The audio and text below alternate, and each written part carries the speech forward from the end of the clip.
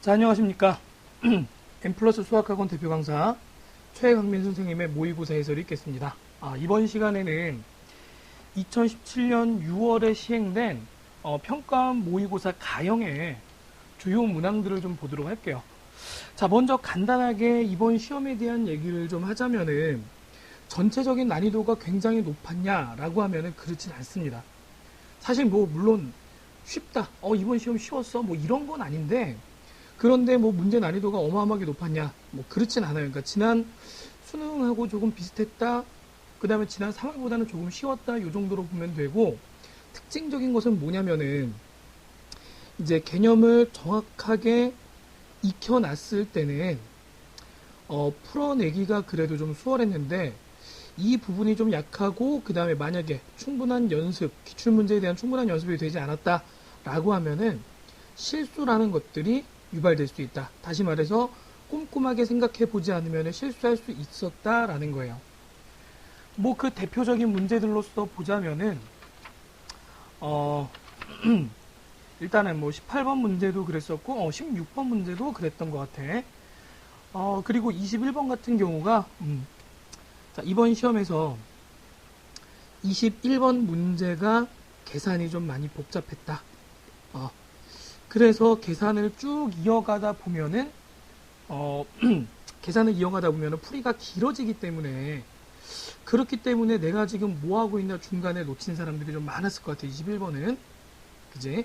그러니까 이거는 사실 실수라기보다는 논리적으로 처음부터 끝까지 기억하지 못하면 풀 수 없었던 문제다라고 생각이 돼요.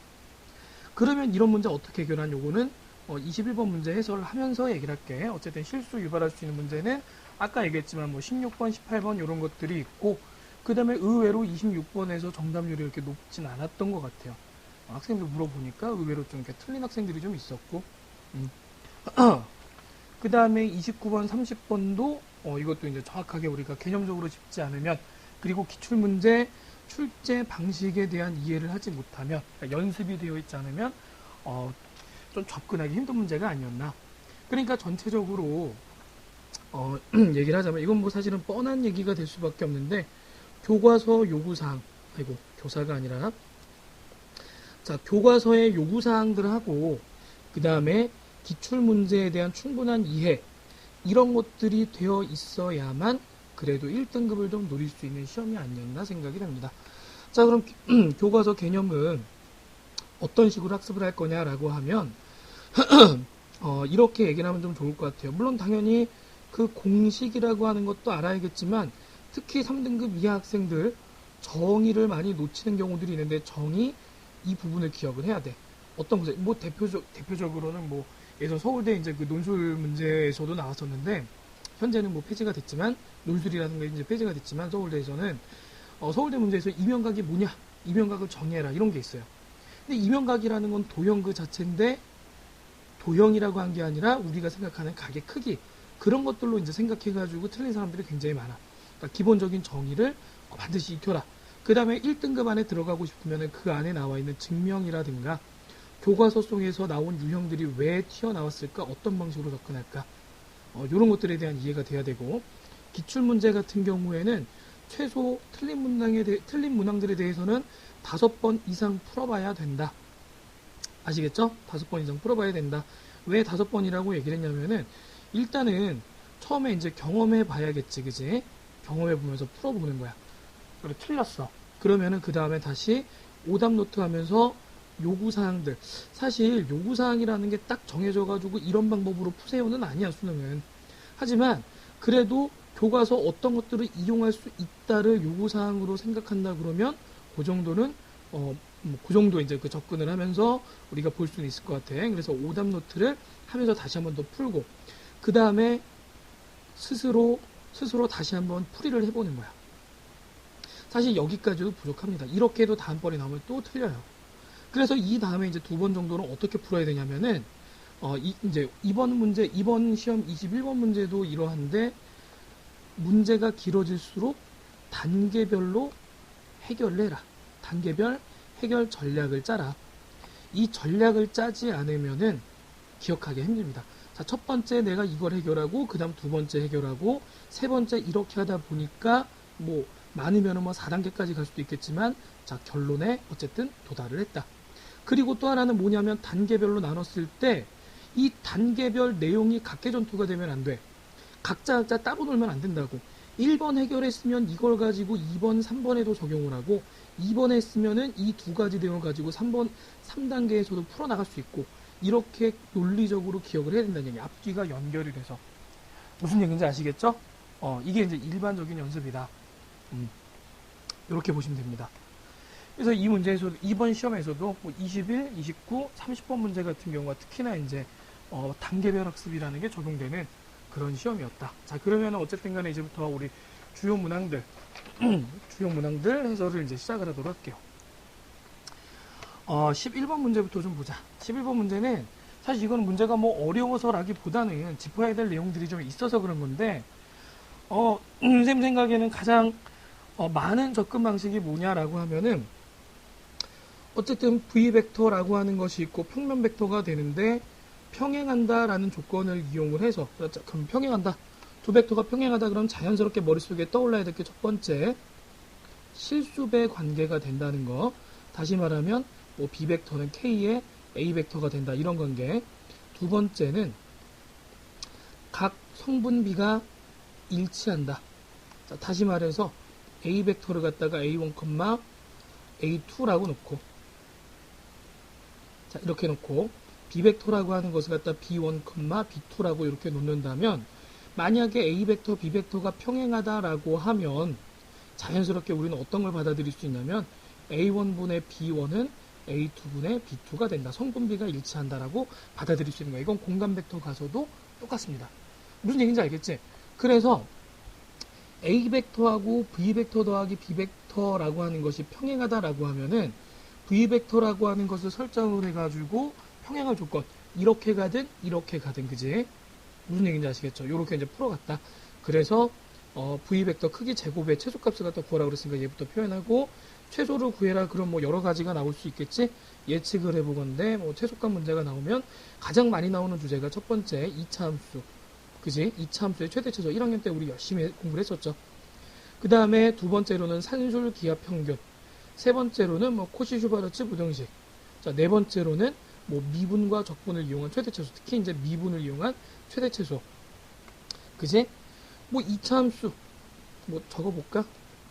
2차 함수를 이용한 최대 최소 문제, 범위가 특별히 정해지지 않았다 그러면 꼭지점이 되겠죠. 범위가 정해져 있으면은 꼭지점하고 구간의 양끝점을 갖다 조사해가지고 최대 최소 찾아내면 돼. 꼭지점이 범위 안에 포함되어 있나 포함되어 있지 않나도 이제 봐가면서. 자, 두 번째는 뭐가 될 거냐면 아까 이제 산술 기하 평균 이렇게 얘기를 했는데, 이거는 이제 양수 조건이 있을 때. 그 다음에 자주 나오는 건 아닌데 코시-슈바르츠 부등식, 코시-슈바르츠 부등식 뭐 이런 문제가 나올 수도 있는 거고, 그 다음에 미분을 이용한 최대 최소, 특히 많이 나오는 게 이제 1번, 2번, 4번 얘네들인데, 미분을 이용한 최대 최소 같은 경우에는 자, 구간 AB에서 정의된 함수 fx가 미분이 가능하고 최대 최소 구해라 라고 하면, 구간의 양끝값인 FA, FB하고 그 다음에 극값을 조사해가지고 가장 큰 게 최대, 가장 작은 게 최소, 이런 방식으로 풀어갈 수 있겠다. 자, 또는 구간 안에 포함된 유일한 극값이 보이면 그게 최대 또는 최소가 된다라고 하는 거. 자, 이런 것들이 이제 대표적으로 나올 수가 있겠다. 자, 그럼 어떤 게 적용되는지를 확인을 해보자. 자, 먼저 V벡터라고 하는 것을 x, y라고 이렇게 설정을 좀 해보자. 그러면은 V벡터 더하기 B벡터라고 하는 것은, 자, 벡터 성분끼리 더해버리면 x 더하기 4, 그 다음 뭐가 돼? y 마이너스 2 이렇게 나오겠지. 그래서 A벡터라고 하는 것과 자, V벡터 더하기 B벡터가 평행하다라고 했으니까 우리 성분비로 갑시다. 자, 어떻게 갈 수 있어? A벡터의 성분, X성분 3분의, 자, 요 벡터의 성분 X 더하기 4. 자, 다시 한번 쓸게. X 더하기 4는, 자, 어떻게 돼? 자, 1분의 Y 마이너스 2 이렇게 쓸 수 있겠지. 자, 따라서 X는, 자, X 더하기 4는 3Y 마이너스 6이니까 X는 3Y 마이너스 10이라고 놓을 수 있고, XY는 실수가 되겠지. 자, 그러면 V벡터의 크기 제곱이라고 하는 것은 자, 어떻게 돼? x제곱 더하기 y제곱이 되는 거고. 그러면은 성분을 단일하게 이제 맞춰놓고 3y-10에 제곱 더하기 y제곱으로 바꿔줄 수 있겠네. 계산을 해보면은 10y의 제곱 마이너스 60y 더하기 100이 될 거고, 자, 10으로 묶어내면 y제곱 마이너스 6y니까 y-3의 제곱이 되겠네. 그 다음에 더하기 10 이렇게 놓을 수 있겠다. 자, 따라서 y가 3이 될 때 아래로 볼록한 이차함수니까 최소값은 10이 나온다 이렇게 볼 수 있겠지, 그지? 그렇잖아. 아래로 볼록한 이차함수니까 무슨 말인지 이해되지, 그지? 이렇게 본다. 그럼 그때 x값은 얼마가 될까? 그때 x값은, 자, y에다 3 집어넣으면 x는 마이너스 1 되겠네. 그래서 이때 v벡터가 뭐가 될 거냐라고 하면 마이너스 1,3이라고 이렇게 놓을 수 있겠지, 그지? 대부분 이렇게 풀지 않았을까 싶어. 그지? 요 풀이가 맞습니다. 가장 먼저 떠올릴 수 있는 풀이가 좋은 풀이이기 때문에 이렇게 푸는 거 정확하게 푼 거예요. 근데 굳이 이제 짚어보고자 하는 이유는 뭐냐면은 이거를 기하학적으로 한번 접근을 해보자는 거지. 아시겠어요? 기하학적 접근. 일단 요거 그 풀이 뭐 적어봤을 테니까 지우고선 바로 이제 좀 보도록 할게. 먼저 벡터의 덧셈이라고 하는 연산을 보면은 뭐 삼각형법, 평행사변형법 뭐 이런 게 중요한 게 아니고, 자, 얘가 A 벡터고, 자, 이렇게 해서 얘가 B 벡터야. 그럼 여기서부터 이렇게 연결해가지고 이 빨간색 벡터를 A 벡터 더하기 B 벡터라고 이렇게 얘기를 할 수가 있겠지, 그지? 이해됐어? 자, 그러면 A 벡터, B 벡터가 분명하게 성분까지 나와 있으니까 좌표 평면에다 우리 표시 한번 해보자. 자, 이렇게. 자, 이렇게. 이게 원점이고. 자, 그럼 3,1이라고 하는 요 점이 이제 이렇게 할게. 얘를 갖다 A점, 얘를 B점이라고 얘기를 하고, 요 점이 A에 3,1이 된다. 이렇게 얘기를 하자. 그 다음에 4,-2라고 하는 점은, 자, 여기 4, 마이너스 2, 요쯤 볼 수 있겠지? 자, 이렇게 해서 요 점이 B가 되고, 4,-2가 된다. 자, 그럼 A 벡터라고 하는 것은 이렇게 나오고, B 벡터라고 하는 것은, 자, 이렇게 나오는데, B 벡터 더하기 V 벡터를 해가지고 A 벡터와 평행하다라고 얘기를 했어요. 자, 얘들아, 우리 평행이라고 하는 거랑 그 다음에 벡터의 실수배라고 하는 것에 대해서 생각을 좀 해보자.